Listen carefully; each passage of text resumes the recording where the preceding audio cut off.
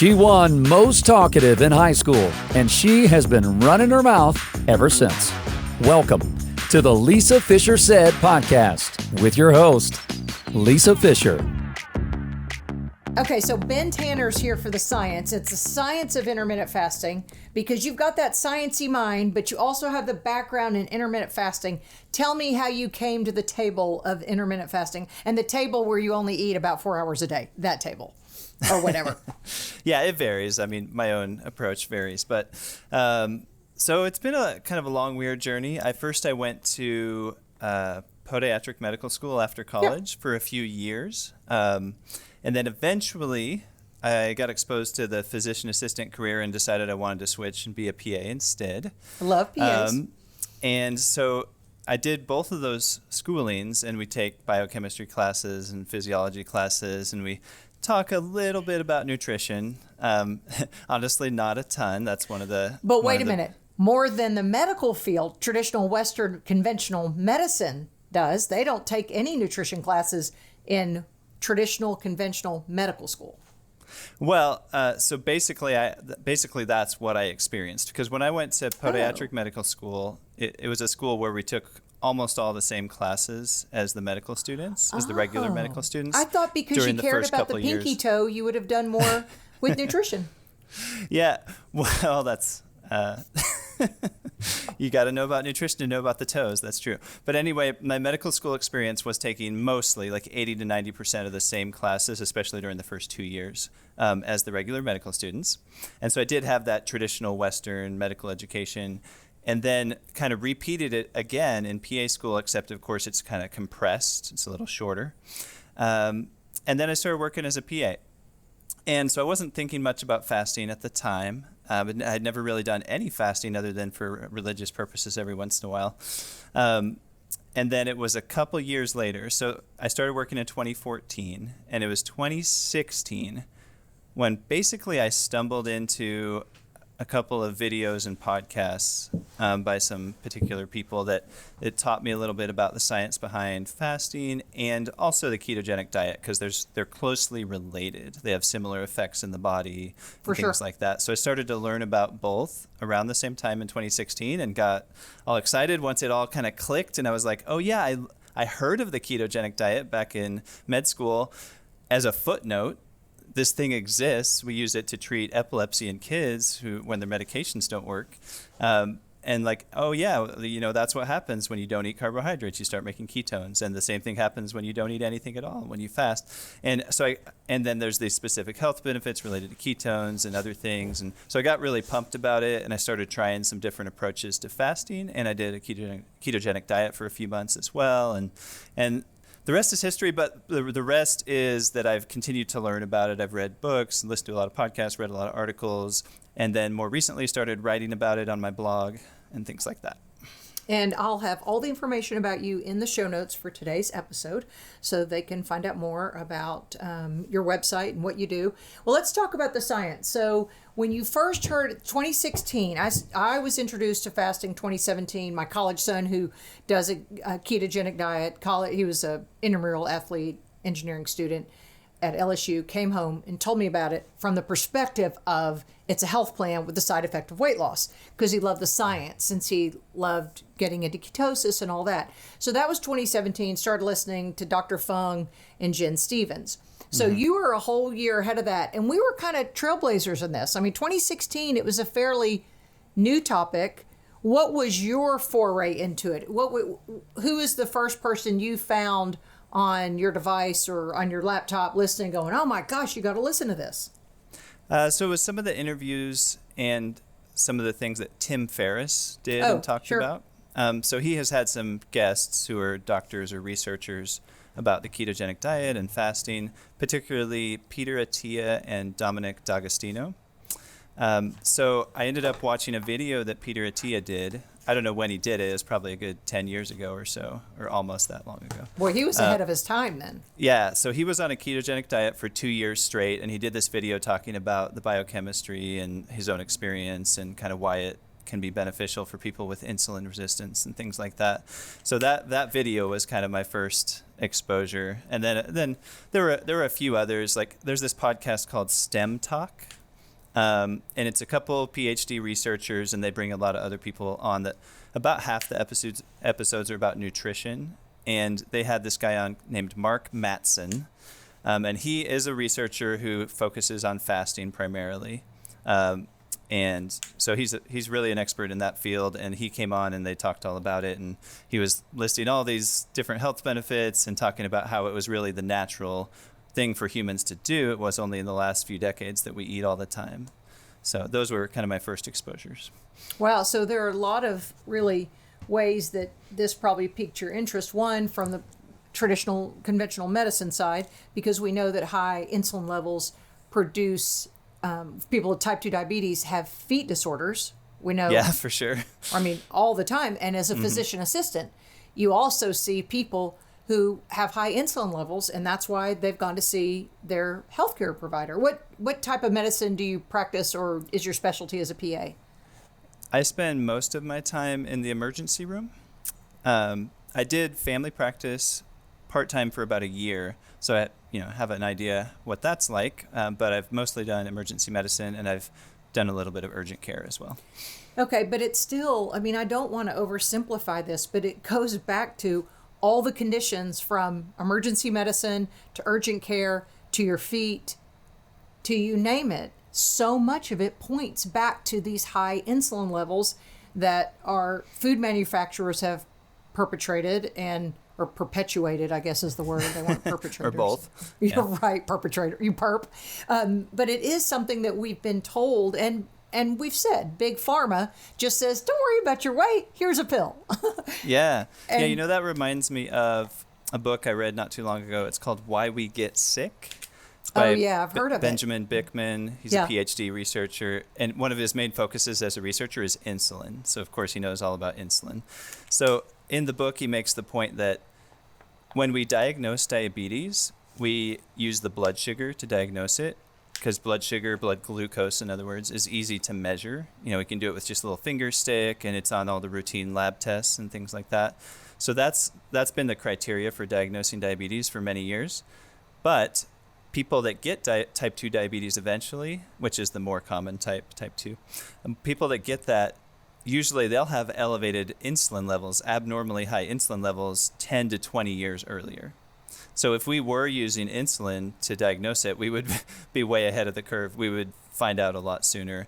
And a couple other points from the book are just that more than half of American adults have insulin resistance, meaning they have excessively high levels of insulin, and it's at the root of almost every chronic disease, a cause or major contributor to so heart disease, Alzheimer's, kidney failure, the list goes on and on. I just saw the meme or a statistic this week that was from a meme that said that it's, don't quote me, but it's something like only 10 to 15% of Alzheimer's patients have a familial link, that most of it is environmental and diet induced. Yeah, for sure. I mean, they've nicknamed it type 3 diabetes because it clearly is related to how our body processes blood sugar as well. So it's has a lot to do with this insulin resistance. Well, let's talk then about insulin, because we do know that the finger prick tells us if we're in the fasted state, we hope that we're under 100, 105, kind of depending where you are and all those things.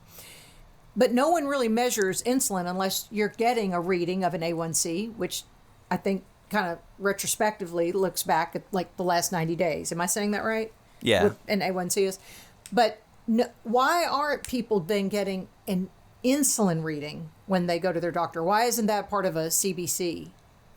It's really just because it wasn't on people's radar for a while, and then it's a more expensive test. And so just something about, I don't know exactly when we developed the capability to measure insulin, but there are a lot of blood tests that are not done routinely because we haven't developed a cheap, easy way. Excuse me.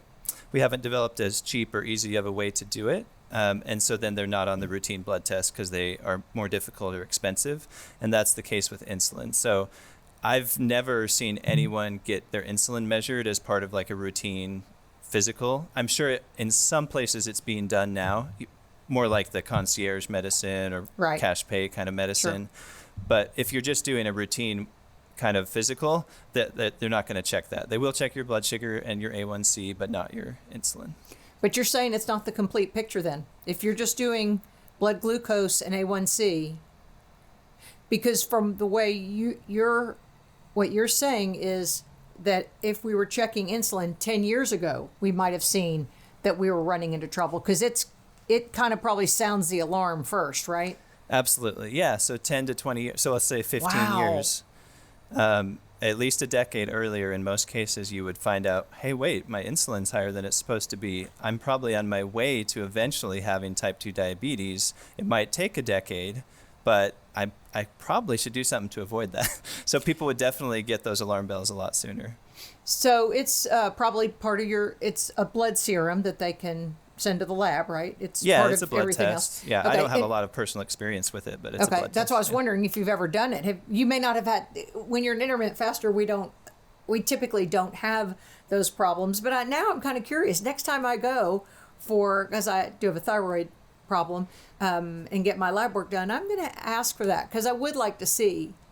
What are the levels? Like, what are we looking for in an insulin reading? Do you know the reference range?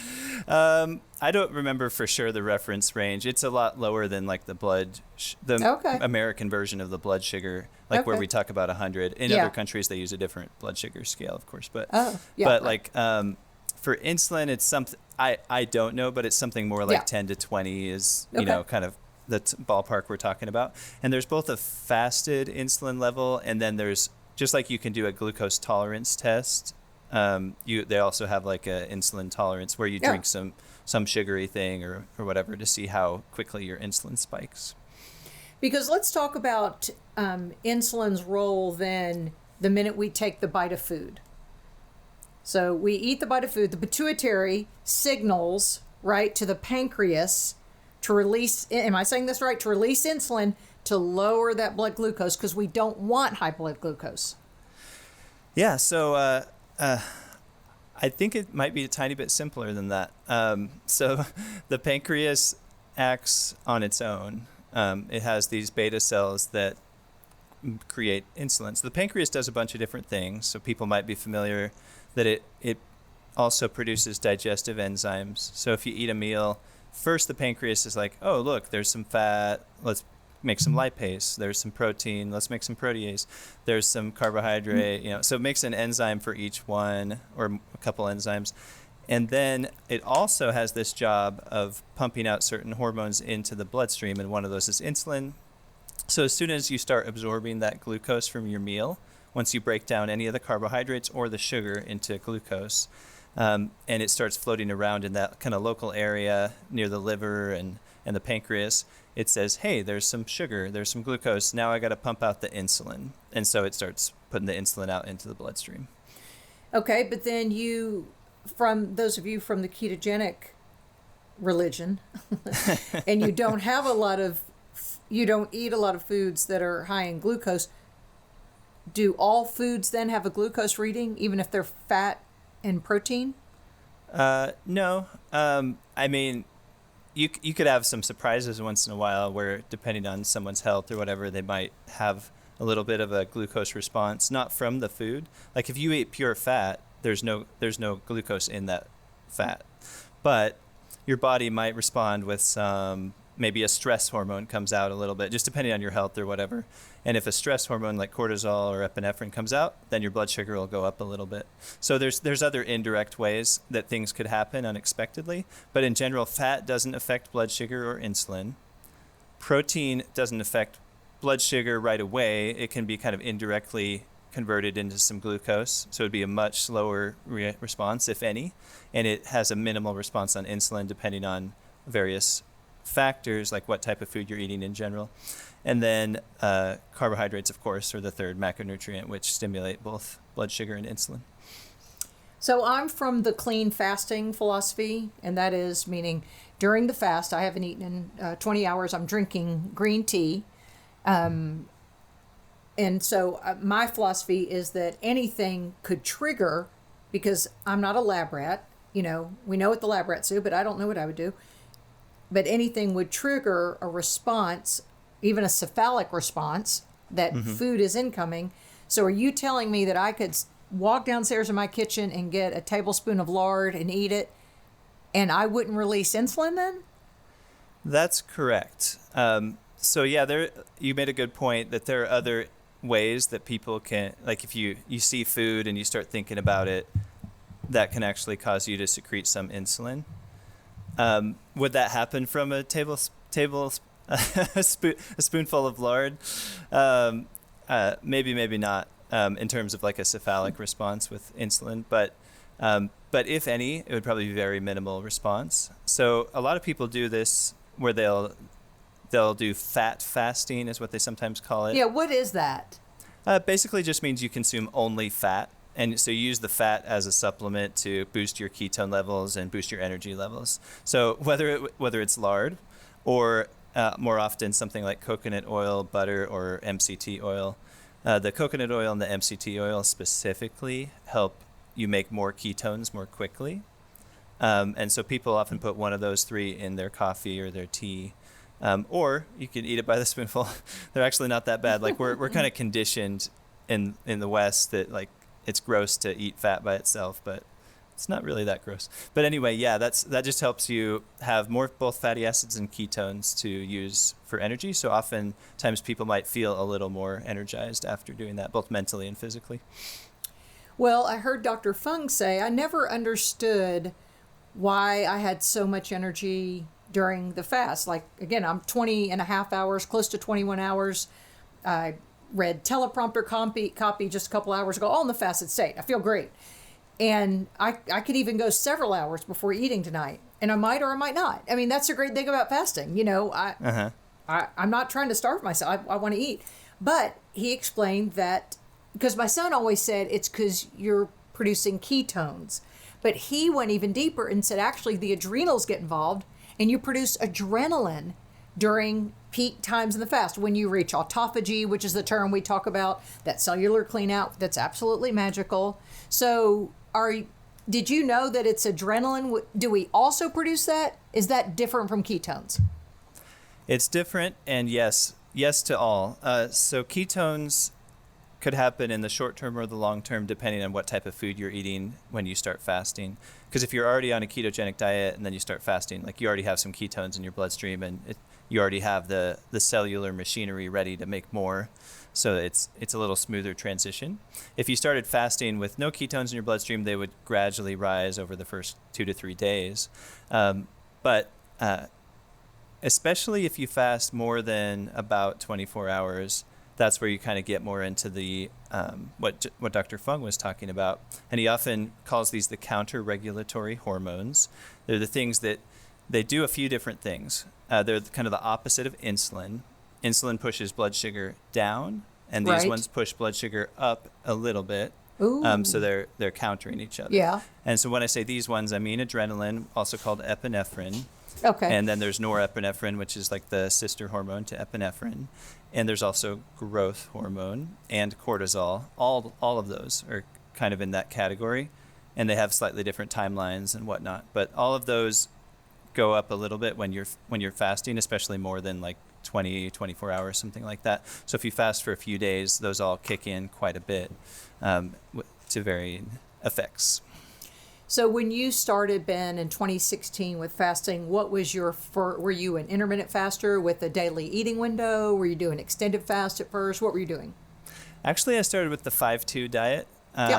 Just to kind of try that out. So that's where 5 days a week you eat like normal, and 2 days a week you eat a lot less food. So actually the idea is you eat about 25% of your usual calories. So that's been studied quite a bit.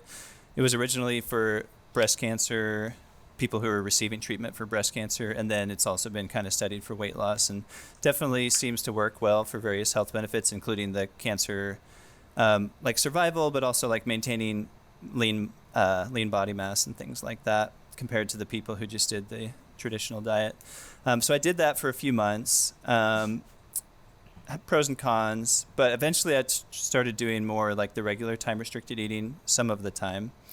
But actually, before too long, I did a 5-day fast, not a clean fast like you're talking about, because I actually So this was like early 2017. I decided to do a 5-day fast because like, well, I was having a little bit of a stomach issue and some other things, like maybe that'll, give it a break enough that it'll feel a little better or whatever. So that was kind of my rationale for just choosing that particular approach at the time.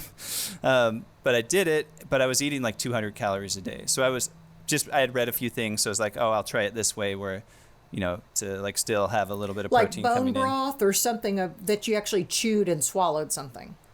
Yeah, it was chewing and swallowing. Okay. It was like a combination of this type of protein powder and some tuna fish, basically. But Ben, so that was just an early experience that I had. But I've done many other approaches since then. And so typically I'm not really eating solid food when I'm doing what I would call fasting. But food makes me hungry. I do better. You know what I mean? The minute I introduce food, that wonderful sensation of chewing and swallowing or anything, then I'm hungrier. So that's why I hear people do better by not consuming any calories, because they say once they eat something, then they want to eat all day. How did you avoid that? Yeah, well, to be honest, it wasn't terribly difficult. I mean, yeah, there was a lot going on. I was feeling a little lower energy overall during that 5-day fast because my body wasn't really adapted to it. So I felt both physically and mentally, it was like a little bit kind of fatigued.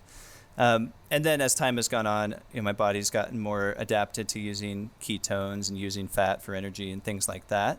And so it's gotten better. And most of the time I do feel more energetic. But I guess to answer your question, I think there's pros and cons of whether you use any sort of supplement or something while you're fasting. Because for a total beginner, it's almost like someone who's starting out with the ketogenic diet and they talk about getting what's called keto flu. You could talk about the same type of thing with fasting, whether it's short or long, where your body's going to be adapting and making some changes, and we're all kind of dependent on carbohydrates, or we have been for many years as a society. And so anytime you start going without carbs, whether that's due to a low carb diet or to fasting, you're going to go through some withdrawals basically. So that's why I think when someone has no experience with fasting, if they wanted to try doing a 24-hour fast, it wouldn't be crazy to try it clean like you're talking about, but it also wouldn't be crazy to try it with what Dr. Fung calls training wheels, which is where you have some things where it's like, oh, I'm starting to feel really hungry. I'm not used to this. I can't focus.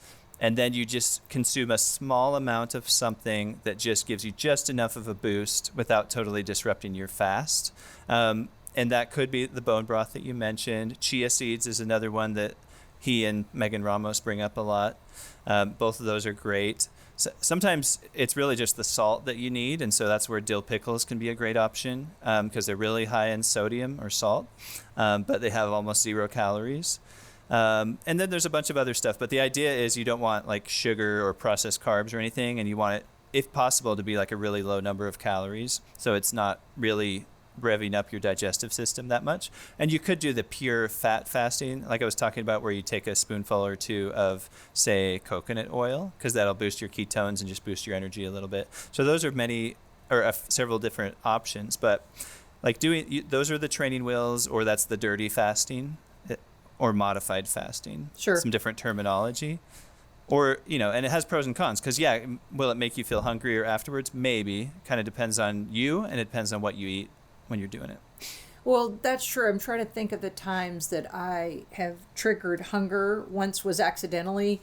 I wasn't going to eat until like one big meal. Sometimes I do an up day, down day approach, kind of like 5-2-ish, in that I eat well, and then because I eat so well, the next day I'm not as hungry, or I'm hungry so much later in the day. And I remember once accidentally opening my window with some raspberry tea from the Sonic, and within 20 minutes I was shaking, sweating.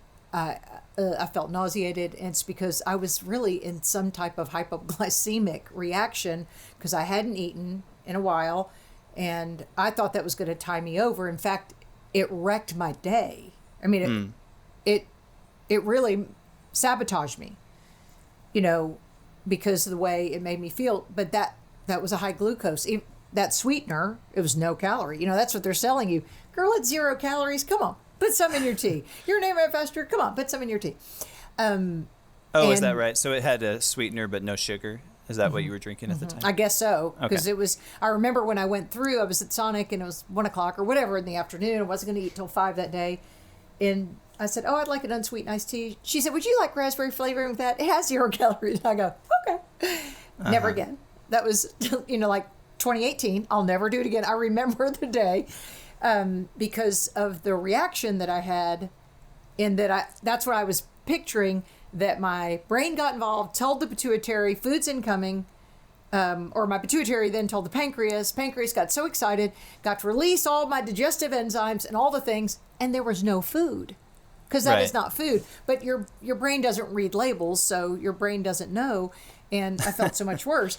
Yeah. But now that I'm thinking about it, I might even try this when we finish. I might, if I can get a spoonful of lard down or coconut oil. I'd like to see then if I felt the triggered response of hunger. Yeah. And seeing what that would do. And the one thing, because I coach intermittent fasting clients, and a lot of times they'll say, well, Dr. Fung says that I can eat and do all this. And I have said in his defense was, remember in the beginning, he's a nephrologist, or he's still a nephrologist, but in the beginning, he and Megan Ramos were dealing with a lot of morbid obesity and obesity. And I remember one time in one of his books, he said, I do this for compliance. Like you said, the training wheels, that's a good way to put it, because they think that I'm being mean, like I'm the mean old school marm that won't let them have their cream and sugar or their honey because it's natural, Lisa. I can have it in my coffee. And I go, Dr. Fung says you can have cream. And I go, well, yeah, you can. But, and it's individual. There's not anyone I've dealt with. I have one who's morbidly obese, but the rest have that 10 or 15, 20 pounds, they want to lose. And so I've always said he does that because compliance with his clientele or patients, and training wheels is a great way to say that. Yeah, because it's really for when you're getting the experience, or if you're going into it if you're going into a longer fast, like more than 24 hours, without having a chance to get your ketones up beforehand by doing nutritional ketosis or ketogenic diet, then it's usually going to be easier with some of the fat or some of the other things that just kind of tide you over. And I think for most people, most of the time, it helps to get extra salt in particular, and sometimes some potassium and magnesium, just while we're on the topic of like fasting supplements. So salt is really critical for people on a ketogenic diet and helps a lot with fasting in general. And we've been conditioned, just like we've been conditioned to think that we shouldn't consume fat. Terrible advice, starting with the first dietary guidelines in 1980, telling us eat low fat, didn't say anything about sugar. So that was terrible advice. And by the way, the advice to eat low salt for most people is not particularly good advice either. There's a book called The Salt Fix, if anyone wants to get into the research and stuff around that. But especially once you start cutting out the processed foods, which have a lot of added sodium, of course. So if we start cutting out some of the processed foods and eat like real food, or what we might call whole foods, though not necessarily from the store, called Whole Foods. When we eat more whole foods, we'll consume a lot less salt. And when our insulin level is lower because we're not eating as much sugar, we urinate out more sodium. Our kidneys excrete more sodium. So if you have that double whammy, that double effect of like lowering your sodium levels, guess what? Your blood pressure is going to be lower. That might be good because maybe your blood pressure was too high, but your brain's used to a certain blood pressure and now it drops. So how's your brain going to feel about it? For a while, it's going to be like, an I adjustment. feel kind of dizzy. Sure. I can't focus. Sure. So that's where the salt is that's why the salt is critical if you're starting a low carb diet or doing fasting.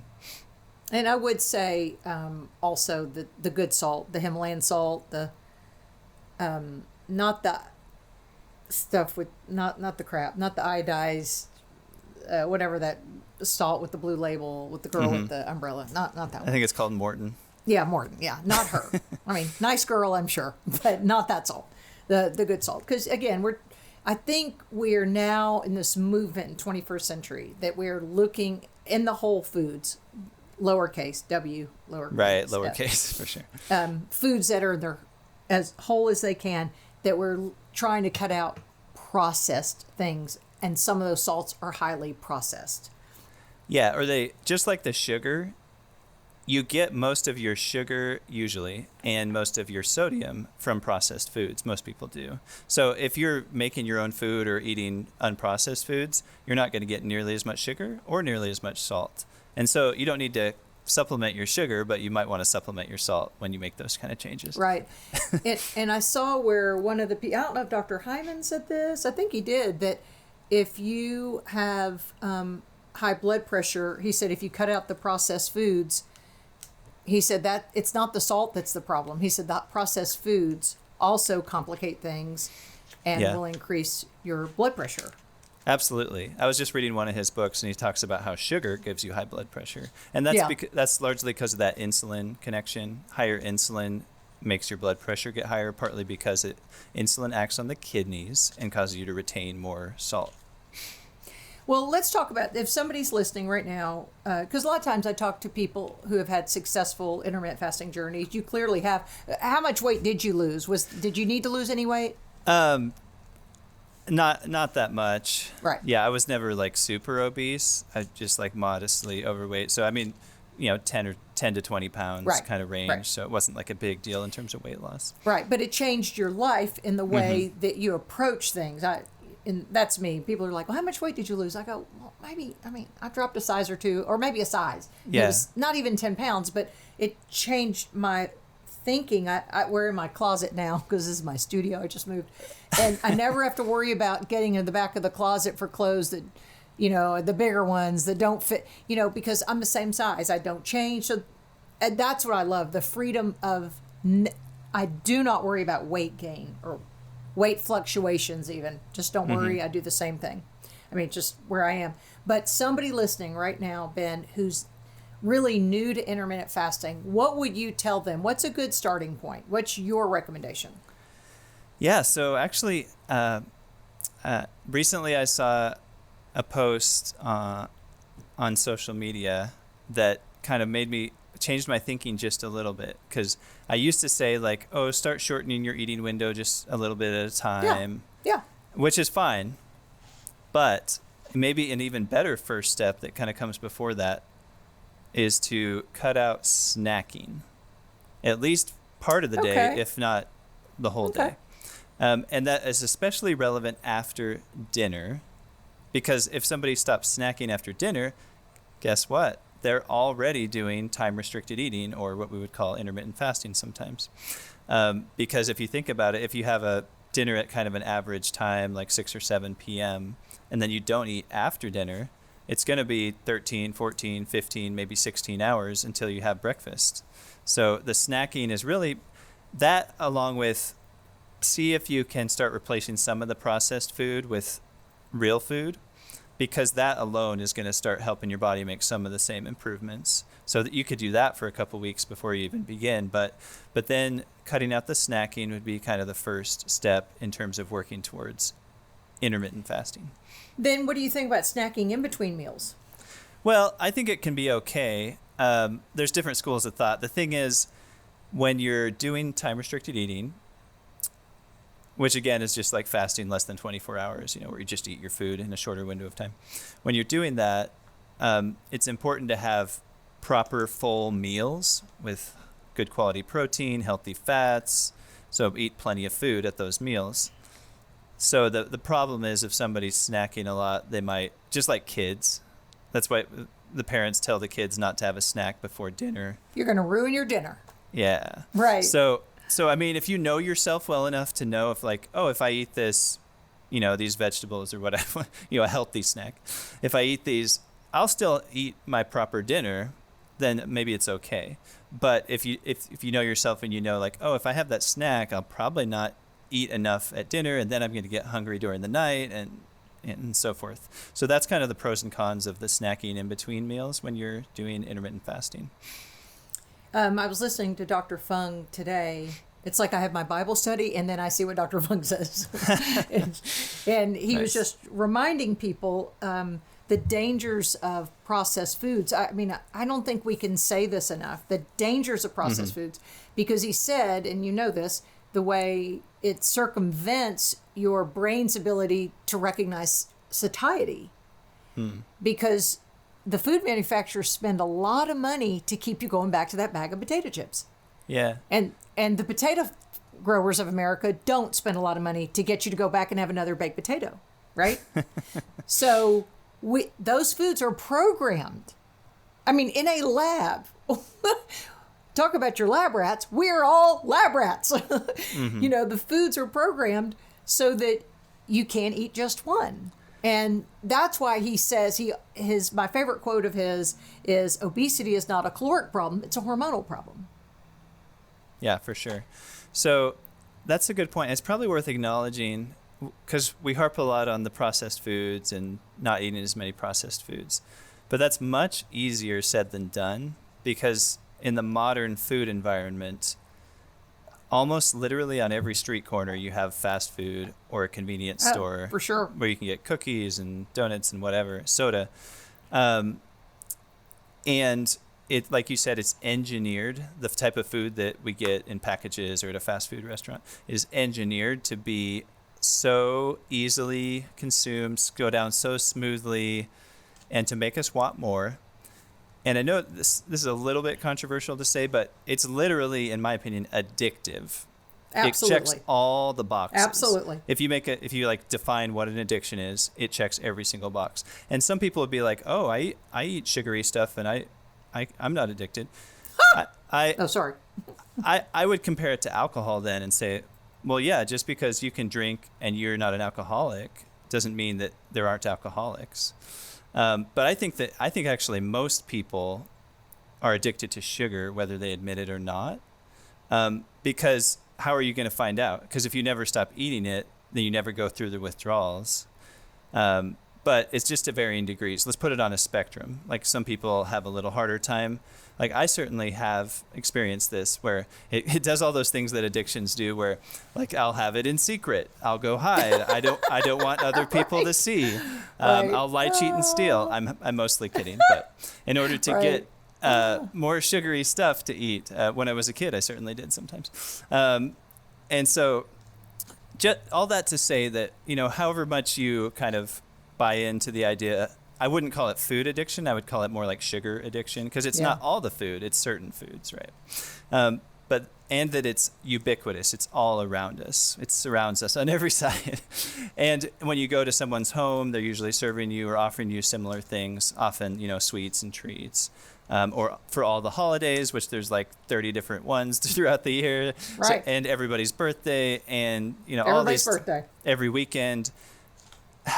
All these events, which are, you know, several times a week, once you add it all up, have these types of hyperpalatable, processed, or sugary foods involved. And so it's super hard to get away from this stuff. I mean, I guess the first step is just looking at your own house and kind of looking at how you're doing your grocery shopping and things, and then gradually going from there. But when we talk about avoiding processed foods, it's so much harder to do than, you know, it's much easier said than done, I guess is what I'm saying. So just understanding that it is difficult, but even just taking baby steps to replace one, you know, processed granola bar with a piece of fruit or some vegetables or something as just like a first step, or the sugary yogurt, to replace that with, you know, just either unsweetened yogurt or some fruit or vegetable or something like that. That other stuff is candy. I mean, for sure. Cereal is candy. Yogurt is candy. Cereal is such candy. I mean, all of it is just such candy. I'm finishing up my time at the Institute for Integrative Nutrition, New York, getting my health coaching certification. And I think it's called The Sugar Detox. It's like the author of the book. It's kind of the compendium of getting off sugar. Like, she hasn't had sugar in years. I'll go 3 weeks, and then I celebrate by having a cake. I'm so proud of myself. And she hasn't had it in years. Have you? What's the longest? I mean, what's the longest you've gone without the good stuff, sugar? A few months, I guess. You have done a few months? Wow. Yeah. So I'm hot and cold with that. Because like I said, I kind of have those addictive tendencies where it's like, if I have a little bit, I want to have a lot. Dude, I got you. I think everybody has that with sugar, though. Yeah. To some extent, right. I mean, I've literally kind of been like sneaking out of the house to go buy donuts and hoping nobody would see me before. So, I mean, it kind of checks those boxes, like I was saying earlier. But yeah, I've gone months at a time. And the way I've done that is a couple of things. One is I've usually been doing like a lower carbohydrate diet. And when I eat more like healthy fats and more protein, it builds satiety. It makes me satisfied. And so I don't have as many cravings when I'm doing that sort of thing. Or just eating like whole foods, that helps as well. But the other thing is I actually have used a commitment device. Where I told my brother, like, hey, here's my rules. I'm not going to eat this, this, and this, but I am going to do this. And here's my penalty if I don't do it. I have to donate money to some cause I don't support. That's great. And then he would check in once a week. And obviously you have to kind of have the honor system a little bit. If you're just going to lie about it, it doesn't work. Right. True. But I know myself well enough to know that works for me. There's also a website called Stick.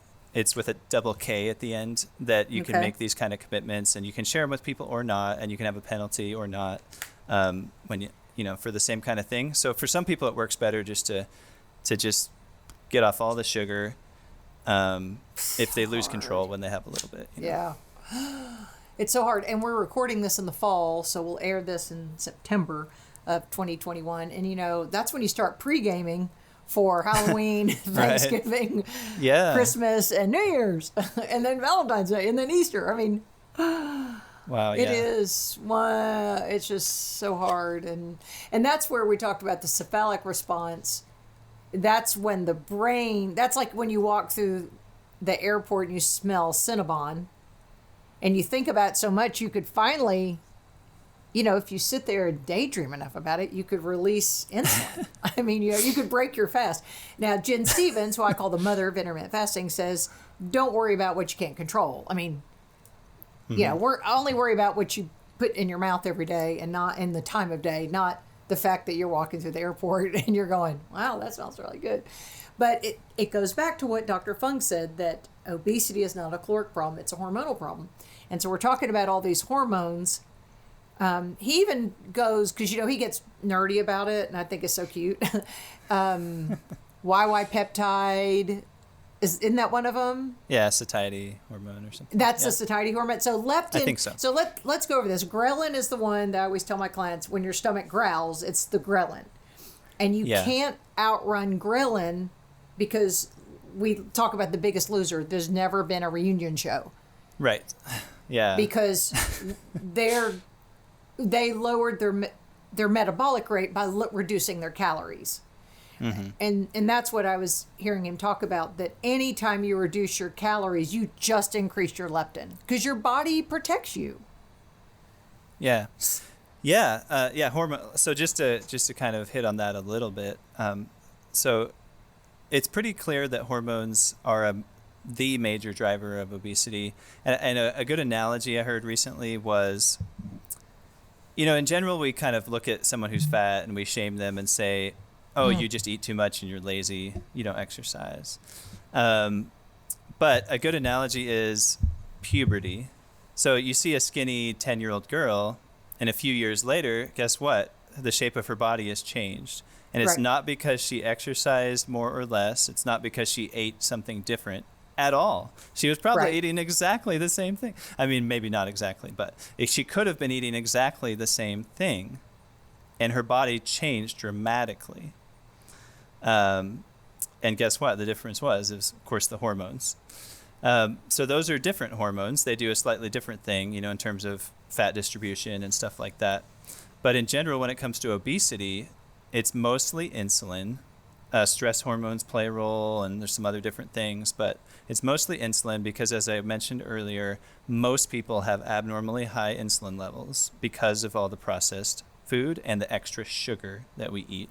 And just a quick note, when we eat processed carbs, like anything made from flour or potato products, those turn into sugar inside our body quite quickly. So they're kind of the same thing once you put them in your mouth. Or once you swallow them.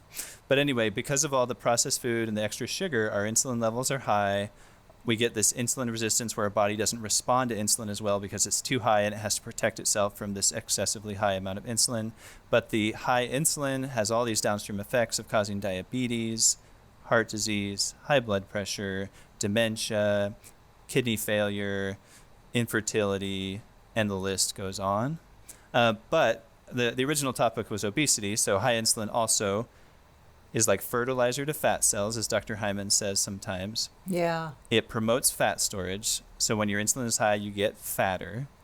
And if you allow your insulin to eventually come down, it makes it so you can release some of that body fat and start reducing your body fat. And how do you get insulin to come down? Well, you either avoid the processed carbohydrates, including sugar, which is like a low-carb diet, or to some extent like a whole foods diet, because if you eat real food, you're not going to eat nearly as much sugar. Or you stop eating for a while, and that's what fasting is. And when you start fasting, your insulin gradually comes down, and if you stick with it for a while, even if it's just the short-term daily fast, like your insulin levels are going to get better, you're going to lower your risk of all these different diseases, and you're going to have an easier time losing weight. I love hearing Dr. Fung say this, and Jen Stevens says it, and other people in the fasting field, and Dr. Hyman might too, but it's not your fault. These people, because Dr. Fung says, I wish calories in, calories out worked, because we'd all be our 8th grade size, right? We'd all be slim, because we would stick with that 1,200 that calorie or whatever. I have no idea the amount of calories I eat. Couldn't Right. tell you. Because I eat to satiety, and I'm at a point where I don't overeat. And truthfully, if I did overeat, again, I wouldn't be as hungry the next day, because my body just evens it all out. But that's why this isn't fat shaming. And I know that Lizzo, the R&B artist, has said, talks about you skinny bitches. And I'm quoting. So if Apple wants to dock this podcast because I use a bad word, but I'm quoting her. And she says that people are fat shaming her.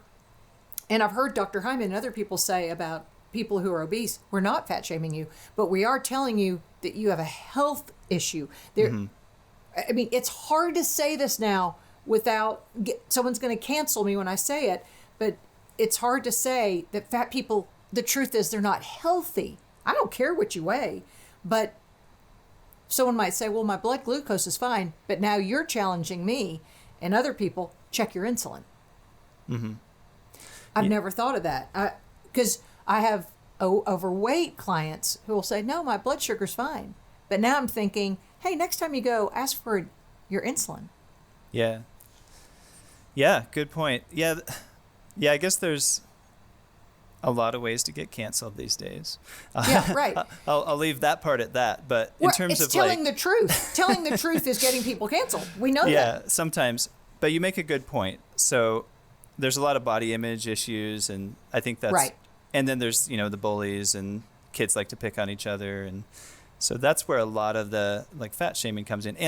And from what we were talking about, where people kind of assume that someone who's obese is lazy and just doesn't use good advice or whatever. But no, they haven't gotten good advice. And the food industry is just shoving more processed food in their direction and is influencing the dietary guidelines from the government and elsewhere. Sure. And so there's all these factors working against us to make us fatter and sicker. And your point is well taken that, if you're obese, you're clearly not healthy. You're not healthy, yeah. Yeah, you're not healthy if you're obese.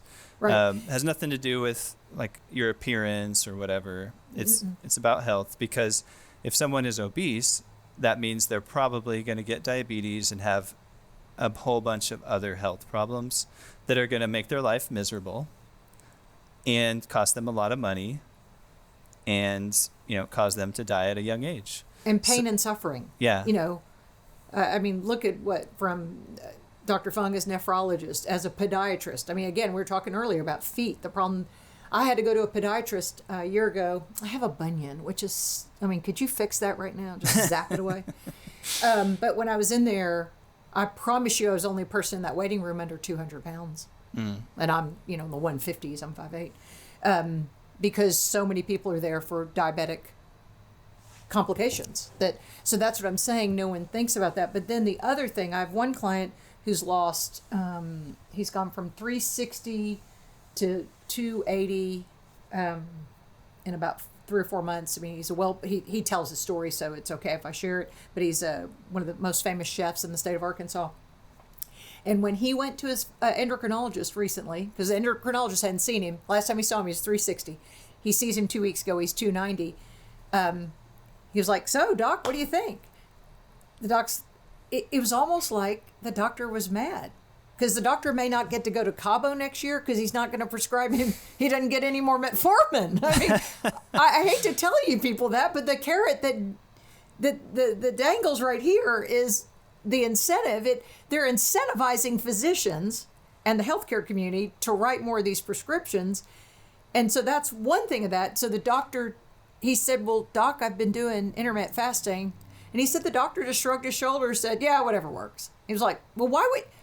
That's where I want to say, why wouldn't you tell everybody that you can lose 70 pounds? Now, he has lost it in a 3 months or so. I mean, yeah, that's quick.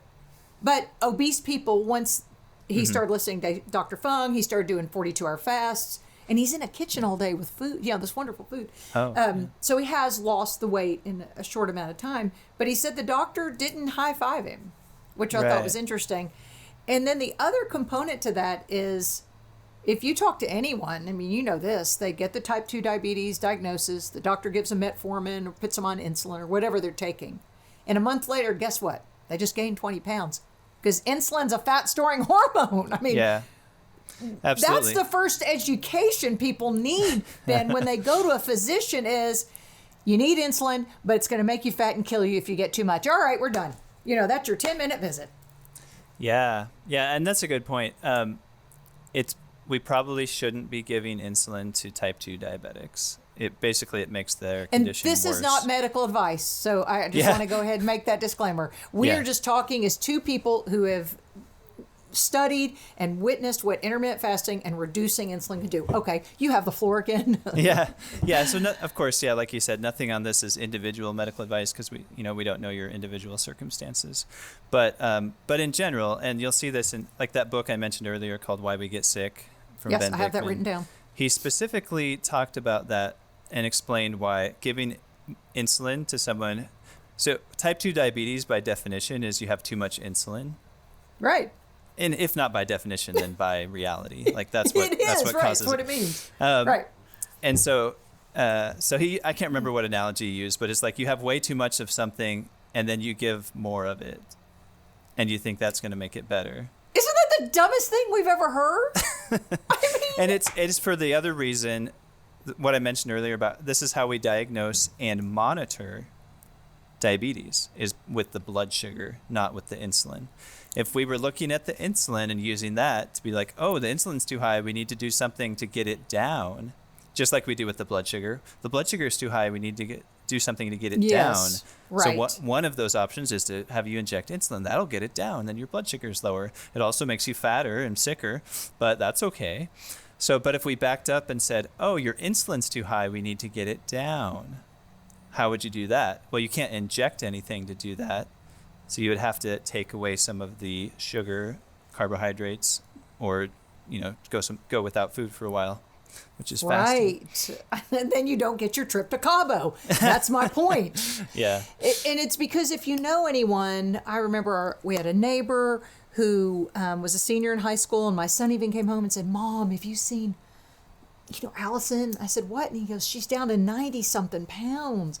And she was just so skinny and so thirsty." And sure enough, she had type 1 diabetes. She was 17. Her blood glucose was 650 because she did not make insulin. Mm-hmm. So she's on the pump. She's now a dietitian. It changed her life, her philosophy and everything.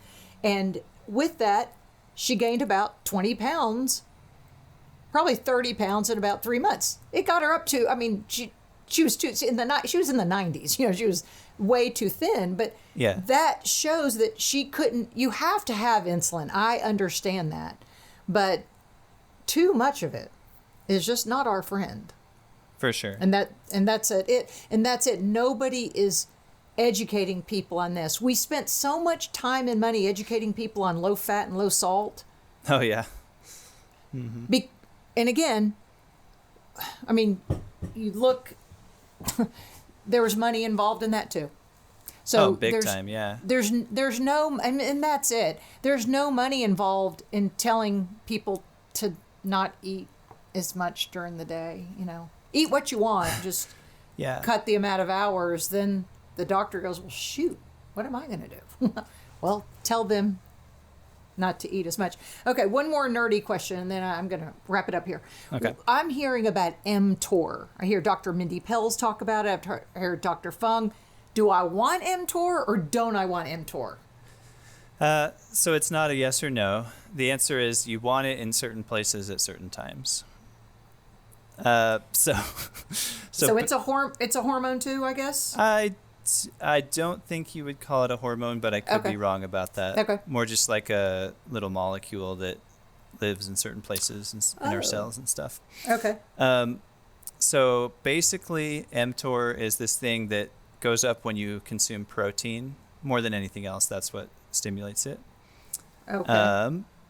And if you have high mTOR levels, that could increase your risk of, say, getting cancer because you have all this like growth signal. It's like a strong growth signal. Oh.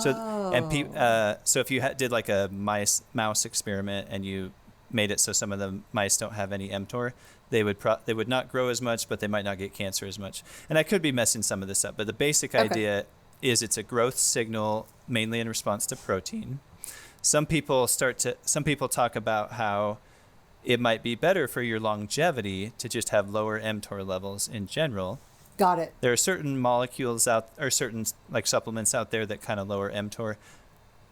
Again, this is not something I think about every day, but I want to say resveratrol does that, but I could be wrong about that. So I just heard her. I follow Dr. Mindy Pelz, and I've heard her talking about intermittent fasting and mTOR, and the way she made it sound that we didn't want it, but it's sometimes a byproduct of our lives. So yeah, but there is a little clarification there. So actually, you kind of need mTOR to build muscle as well. So basically, you want it in the right places at the right time. And if you're eating healthy food, including high quality protein, and here's the key, if you exercise, then you end up with mTOR in the right places at the right time. So in other words, you get mTOR specifically active in your muscles, helping you build the muscle, but not just like all over your body going crazy. And that's kind of how it is with like growth hormone and IGF-1. Right. Because, that's why I was wondering if it was involved in that point. It follows a similar pattern and from my point of view, which is people are like, oh no, stop eating meat or stop eating protein because you're going to have too much growth hormone, too much IGF-1. Where it turns out when you exercise, you take up the IGF-1 into your muscles specifically. And so that then it can act there instead of just floating around and making, other parts of your body get bigger or something like that. So I got it. Yeah. You didn't know that you'd have a dissertation here. You'd have to defend your thesis. Yeah, to make a list of all these like super esoteric, nerdy topics. Right. Yeah.